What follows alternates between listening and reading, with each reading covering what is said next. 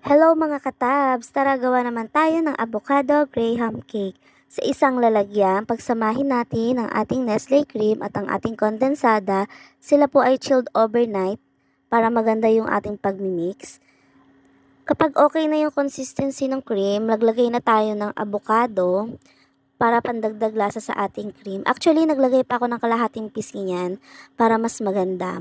And then, i-mix lang ho natin. At kapag nakuha na natin yung texture na gusto natin sa cream, ay pwede na natin silang umpisahan i-layer. Then, kumuha lang ako ng isang lalagyan.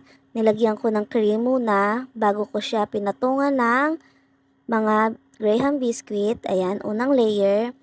Then, ulit-ulit lang siya hanggang sa makagawa kayo ng mga 5 layer siguro itong nagawa ko dito ng graham. Ayan. Diba